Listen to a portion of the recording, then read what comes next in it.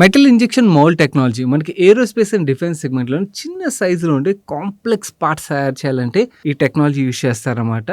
మనకి aerospace and defence సెగ్మెంట్లో ఇండియాలో లిస్టెడ్ కంపెనీస్ చాలా ఉన్నాయి కదా, they are doing really good కూడా. నౌ ఇదే స్పేస్లోని ఇప్పుడు మన ముందుకి ఐపీఓ ఇండో ఎంఐఎం వచ్చింది. వీళ్ళకి వాళ్ళకి తేడా ఏంటంటే వాళ్ళందరూ డై కాస్టింగ్ టెక్నాలజీ యూస్ చేసినట్టయితే వీళ్ళు ఈ MIM metal injection mould technology use చేస్తారనమాట. అండ్ ఇన్ఫాక్ట్ ఇంకొక unique thing about this company ఏంటంటే మన ఇండియాలోని ఈ ఎంఐఎం టెక్నాలజీ యూస్ చేసే లిస్టెడ్ కంపెనీ ఎవరు లేరు. ఇంటర్నేషనల్ కూడా చూసినట్టయితే ఓన్లీ ఒకే ఒక చైనీస్ కంపెనీ మాత్రమే ఉన్నది. So unique company and entry barriers ఉన్న కంపెనీ కాబట్టి ఆబ్వియస్లీ మనం డిమాండ్ కూడా ఎక్స్పెక్ట్ చేయొచ్చు. ఇన్ఫాక్ట్ ఇలాంటి కంపెనీస్ రిలేటెడ్ ఓన్లీ ఐపీఓ టైంలో మాత్రమే కాదు, మనకి ఫ్యూచర్లో కూడా మల్టిపుల్ టైమ్స్ మనం ఈ కంపెనీస్ని స్టడీ చేయడానికి అయితే వెనక్కి వస్తుంటాం. కాబట్టి డెఫినెట్లీ కొంచెం కాన్సన్ట్రేట్ చేసి వినడానికి అయితే ప్రయత్నించండి. వర్త్ స్టడింగ్, వర్త్ వాచెస్లో పెట్టుకోవాల్సిన కంపెనీ అయితే ఇది. సో ఈరోజు ఇండో ఎంఐఎం రిలేటెడ్గా మీరు తెలుసుకోవాల్సిన కంప్లీట్ ఇన్ఫర్మేషన్ ఏదైతే ఉన్నదో అది ఈ వీడియోలో షేర్ చేస్తాను. వీడియో చూసినప్పుడు వీడియోలో షేర్ చేసిన ఇన్ఫర్మేషన్ నచ్చినట్టు వీడియోని తప్పకుండా లైక్ చేయడం మర్చిపోకండి. Let's deep dive into this RHP now.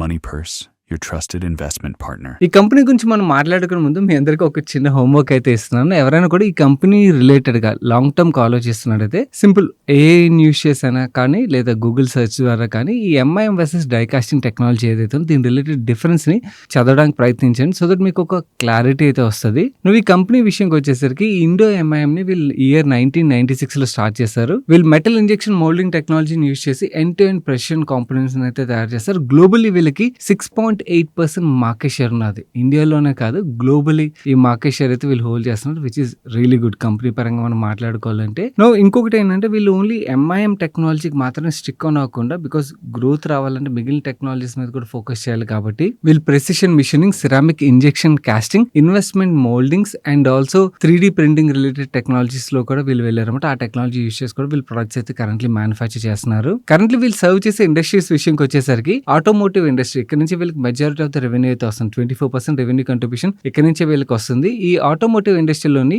Fuel systems, power trains and interior applications లో యూస్ చేసే ప్రొడక్ట్స్ ఏవైతే ఉంటే వాటిని వీళ్ళు మ్యానుఫ్యాక్చర్ చేస్తారు. అండ్ డిఫెన్స్ సెగ్మెంట్ విషయంకి వచ్చేసరికి వీళ్ళు ట్రిగర్స్, హ్యామర్స్ ఇవన్నీ కూడా మ్యానుఫ్యాక్చర్ చేస్తారు. కరెంట్లీ డిఫెన్స్ నుంచి వీళ్ళకి 18.69% రెవెన్యూ వస్తుంది. కరెంట్లీ వీళ్ళకి మెడికల్ సెగ్మెంట్ నుంచి కూడా 18.08% రెవెన్యూ కంట్రిబ్యూషన్ వస్తుంది. అండ్ కన్స్యూమర్ సెగ్మెంట్ విషయంకి వచ్చేసరికి కరెంట్లీ వీళ్ళకి 10.8% రెవెన్యూ కంట్రిబ్యూషన్ అయితే వీళ్ళకి ఇక్కడ నుంచి వస్తుంది. సెల్ ఫోన్ కాంపోనెంట్స్ ఇలాంటి వేరియస్ ప్రొడక్ట్స్ అయితే వీళ్ళు ఇక్కడ సప్లై చేస్తారు. And last segment and most buzzing segment recent టైంలోనే ఏరోస్పేస్ సెగ్మెంట్ ఏదైతే ఉన్నదో కరెంట్లీ వీళ్ళకి 15.86% రెవెన్యూ అయితే ఇక్కడ నుంచి వస్తుంది. ఇక్కడ వీళ్ళు nozzle locking, servo motor housing, adapters, precision housing ఇలాంటి ప్రొడక్ట్స్ అన్ని కూడా వీళ్ళు మ్యానుఫ్యాక్చర్ చేసి సప్లై చేస్తున్నారు. అండ్ వీళ్ళు రా మెటీరియల్ విషయంకి వచ్చేసరికి మీకు బిగినింగ్ లో చెప్పాను కదా, die casting versus MIM technology different గా ఉంటుంది అని చెప్పి. ఈ ఎంఐఎం టెక్నాలజీలో ఏంటంటే వీళ్ళు మోల్డ్స్ వీళ్ళు తయారు చేస్తారు. కస్టమర్ యొక్క రిక్వైర్మెంట్ బట్టి మౌల్డ్ తయారు చేసి కస్టమర్ పంపిస్తారు. కస్టమర్ అప్రూవ్ చేసిన తర్వాత ఆ మౌల్డ్ లోని వీళ్ళు మెటల్ పౌడర్ ఉంటుంది కదా, దాన్ని యూజ్ చేసి వీళ్ళు ఆ ప్రొడక్ట్స్ అయితే మ్యానుఫ్యాక్చర్ చేస్తారన్నమాట. సో వీళ్ళు రా మెటీరియల్ కూడా stainless steel powder and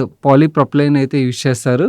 and ఈ ఎంఐఎం టెక్నాలజీ యూజ్ చేసే కంపెనీస్ మనం కంపేర్ చేసి చూసాం అనుకోండి, వరల్డ్లోనే లార్జెస్ట్ కెపాసిటీ వీళ్ళ దగ్గర ఉన్నట్టుగా వీళ్ళు చెప్తున్నారు. ప్రెసెంట్ వీళ్ళు ఈ ప్రొడక్ట్స్ ని 55 కంట్రీస్కి అయితే ఎక్స్పోర్ట్ చేస్తున్నారు. అండ్ వీళ్ళకి 15 మ్యానుఫ్యాక్చరింగ్ ఫెసిలిటీస్ ఉన్నాయి. ఇందులో 6 ఇండియాలో ఉన్నట్టయితే ఇంకొక 6 US లో ఉన్నాయి, ఇంకొక 2 యూకేలోని, ఒకటి మెక్సికోలో ఉన్నది. అండ్ ఇన్ఫాక్ట్ వీళ్ళు బ్యాక్వర్డ్ ఇంటిగ్రేషన్ రిలేటెడ్ కూడా ఆలోచిస్తున్నారు. ఎందుకంటే వీళ్ళు రా మెటీరియల్ ఏది ఉన్నది మెటల్ పౌడర్ కదా, దాని రిలేటెడ్ గా తమిళనాడులో ఒక ఫెసిలిటీ అండ్ కర్ణాటకలో ఒక ఫెసిలిటీని అయితే వీళ్ళు సెటప్ చేయబోతున్నట్టుగా చెప్తున్నారు. అండ్ వీళ్ళు ఆర్హెచ్పిలో మెన్షన్ చేసిన ఇంకొక యూనిక్ పాయింట్ ఏంటంటే ఎవ్రీ మంత్ వీళ్ళ దగ్గర 40 to 50 న్యూ ప్రొడక్ట్స్ తయారు చేసే క్యాపబిలిటీ ఉన్నట్టుగా చెప్తున్నారు. లాస్ట్ బిఫోర్ ఇయర్ వీళ్ళు 6,000 యూనిక్ ప్రొడక్ట్స్ వీళ్ళు తయారు చేసి సప్లై చేసినట్టయితే లాస్ట్ ఇయర్ వీళ్ళు 9,000 యూనిక్ ప్రొడక్ట్స్ ని తయారు చేసి సప్లై చేసినట్టుగా చెప్తున్నారు. కరెంట్లీ ఇండో ఎంఐఎం కి 5 సబ్సిడరీ కంపెనీస్ ఉన్నాయి. అండ్ 3D ప్రింటింగ్ టెక్నాలజీ గురించి మాట్లాడుకున్నాం కదా, ఆ టెక్నాలజీ యూజ్ చేసి కూడా వీళ్ళు ప్రొడక్ట్స్ తయారు చేస్తారని దాని ఫోకస్డ్ గా ఒక కంపెనీ కూడా ఉన్నది, subsidiary company. And FY26 closing numbers బట్టి చూసినట్టయితే వీళ్ళకి వచ్చిన టోటల్ రెవెన్యూలోని ఇండియా నుంచి వచ్చింది జస్ట్ 22.8% రెవెన్యూ మాత్రం. వెరస్ వీళ్ళకి ఇంటర్నేషనల్ మార్కెట్ నుంచి 77.2% రెవెన్యూ అయితే వచ్చింది. ఇందులో మేజర్లీ నార్త్ అమెరికా నుంచి వీళ్ళకి 43% 33% రెవెన్యూ వచ్చినట్టయితే యూరోప్ నుంచి 19% రెవెన్యూ వచ్చింది. సౌత్ ఈస్టర్న్ ఏషియన్ కంట్రీస్ నుంచి వీళ్ళకి 2.65% రెవెన్యూస్ వచ్చినట్టయితే ఇంకా రెస్ట్ ఆఫ్ ద వరల్డ్ నుంచి వీళ్ళకి 10.9% రెవెన్యూ కంట్రిబ్యూషన్ అయితే వచ్చింది. అండ్ యాజ్ ఆన్ FY26 వీళ్ళ దగ్గర 1100 క్లయింట్ బేస్ ఉన్నట్టుగా ఇందులోని రిపీట్ కస్టమర్ పర్సెంటేజ్ చూసినట్టయితే 79.64% రిపీట్ కస్టమర్ పర్సెంటేజ్ ఉన్నట్టుగా. అండ్ ఈ రిపీట్ కస్టమర్స్ దగ్గర నుంచి వీళ్ళకి వచ్చిన టోటల్ రెవెన్యూలో 91.6% రెవెన్యూ వచ్చినట్టుగా చెప్తున్నారు. అండ్ ఫైనాన్షియల్ 26 లోనే వీళ్ళు 308 న్యూ క్లయింట్స్ ని యాడ్ చేసినట్టుగా మెన్షన్ చేశారు. అండ్ క్లయింట్ రిటెన్షన్ కూడా వీళ్ళది బాగున్నది. RHP లో మెన్షన్ చేశారని అంటే వీళ్ళు డిఫెన్స్ రిలేటెడ్ క్లయింట్ ఎవరైతే ఉన్నారో వాళ్ళకి 17 years నుంచి వీళ్ళు సర్వ్ చేస్తున్నట్టుగా. అండ్ ఈవెన్ మెడికల్ ప్రొడక్ట్స్ ఏవైతే వీళ్ళు సప్లై చేస్తారో అక్కడ కూడా వీళ్ళ క్లయింట్ రిలేషన్ 17 years నుంచి కంటిన్యూ అవుతున్నట్టుగా చెప్తున్నారు. అండ్ వీళ్ళకి మేజర్ రెవెన్యూ కంట్రిబ్యూట్ చేస్తున్న టాప్ 5 క్లయింట్స్ లోని 3 క్లయింట్స్ దగ్గర నుంచి వీళ్ళకి డికేడ్ పై నుంచి రిలేషన్ ఉన్నట్టుగా మెన్షన్ చేస్తున్నారు. అండ్ రా మెటీరియల్ రిలేటెడ్ గా వీళ్ళకి ఇండియా నుంచి రా మెటీరియల్ 40% సోర్స్ చేస్తున్నట్టయితే వీళ్ళకి ఇంటర్నేషనల్ కంట్రీస్ నుంచి 60% ఆఫ్ ద రా మెటీరియల్ వీళ్ళు సోర్స్ చేసుకున్నట్టుగా అయితే మెన్షన్ చేశారు. అండ్ వీళ్ళు RHP ఫైల్ చేసే టైంకి వీళ్ళ దగ్గర 4424 ఎంప్లాయీ బేస్ ఉన్నట్టుగా కూడా మెన్షన్ చేస్తున్నారు. అండ్ మేనేజ్మెంట్ విషయంకి వచ్చేసరికి మిస్టర్ సీనియర్ కృష్ణ చోకుల ఈయన chairman and MD position hold చేస్తున్నారు. అతని son junior Krishna Chokula currently CEO position అయితే హోల్డ్ చేస్తున్నారు. And P Balasubramanian garu CFO position hold చేస్తున్నారు. అండ్ షేర్ హోల్డింగ్ ప్యాటర్న్ విషయంకి వచ్చేసరికి majority of the shares promoter family దగ్గరే ఉన్నాయి. అండ్ ఈవెన్ IIT మద్రాస్ దగ్గర కూడా కొంచెం స్టేక్ అయితే ఉన్నది. ఈ OFS లోని IIT మద్రాస్ కూడా పార్టిసిపేట్ చేస్తున్నారు. వాళ్ళు కూడా వాళ్ళ దగ్గర ఉన్న స్టేక్ లో కొంచెం పార్ట్ ని వాళ్ళు సెల్ చేస్తున్నారు. అండ్ వీళ్ళు RHP ఫైల్ చేసే టైంకి ప్రమోటర్స్ దగ్గర 92.44% స్టేక్ అయితే ఉన్నది. ఇందులో నుంచి కొంచెం OFS ఉన్నది, ఫ్రెష్ ఇష్యూ కూడా ఉన్నది కాబట్టి IPO లోని ప్రమోటర్ స్టేక్ పోస్ట్ లిస్టింగ్ 77.65% అయితే రెడ్యూస్ ఉన్నది. అండ్ యాక్చువల్ సెబీ లిమిట్ ప్రకారం వీళ్ళు ఇంకొంచెం అయితే స్టేక్ ఆఫ్లోడ్ చేయాల్సి ఉన్నది. మేబీ పోస్ట్ లిస్టింగ్ ఒక 2-3 years టైం లైన్ ఉంటుంది కాబట్టి ఆ టైం లోపలైతే ప్రమోటర్స్ ఆ స్టేక్ సెల్ చేస్తారని అయితే అనుకుందాం. అండ్ IPO డీటెయిల్స్ విషయంకి వచ్చేసరికి ఇష్యూ సైజ్ 3,811 crores. ఇందులో కంపెనీకి వెళ్ళేది ఎంతో తెలుసా? జస్ట్ 499 crores మాత్రమే.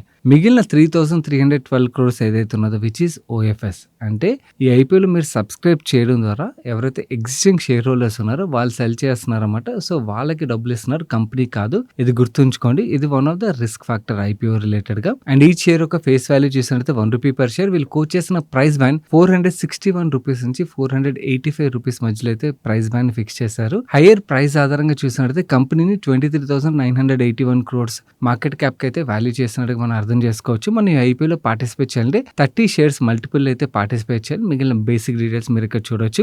IPO 23rd రోజున ఓపెన్ అయ్యి 27th రోజున క్లోజ్ అవుతుంది. అండ్ అలాట్మెంట్ ప్రయారిటీ విషయంకి వచ్చి QABs 50%, NIS 15%, రీటైల్ కి 35% కోటా అయితే ఇచ్చారు. అండ్ IPO సైజ్ మరీ లార్జ్ కాదు కానీ డీసెంట్ సైజే.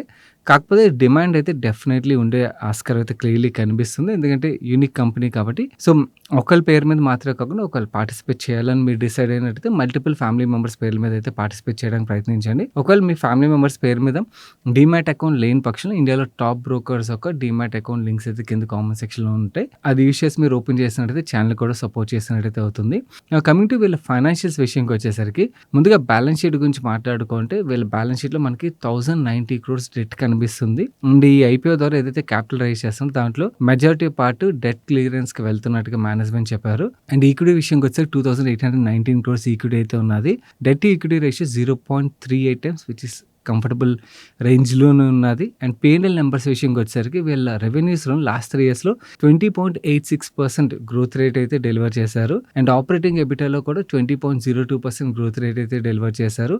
మార్జిన్స్ పరంగా కన్సిస్టెంట్లీ 25% మార్జిన్ అయితే మెయింటైన్ చేస్తున్నారు. మనకి మిగిలిన IPOస్లో ఒక రిస్క్ కనిపిస్తుంది ఏంటంటే వాళ్ళు లాస్ట్ IPO ముందు ఇయర్స్లోని మార్జిన్స్ని బీభత్సంగా స్క్వీజ్ చేస్తారు. అలాంటి సినారియో మనకి ఇక్కడ కనిపించట్లేదు. And profit after tax number విషయంకి వచ్చేసరికి లాస్ట్ 3 yearsలో వీళ్ళు 37% CAGRలో అయితే వీళ్ళు ప్యాట్ నెంబర్ని గ్రో చేశారు. అండ్ ప్యాట్ మార్జిన్ విషయంకి వచ్చేసరికి అప్రాక్సిమేట్లీ 12% ప్యాట్ మార్జిన్ మెయింటైన్ చేస్తున్నట్టుగా మనకు అర్థమవుతుంది. అండ్ ఈ company positive cash flow from operations ని జనరేట్ చేస్తుంది. అండ్ పియర్స్ పరంగా వీళ్ళకి ఇండస్ట్రీ పియర్స్ ఉన్నారే కానీ టెక్నాలజీ పియర్స్ ఎగ్జాక్ట్ పియర్స్ అయితే లేరు.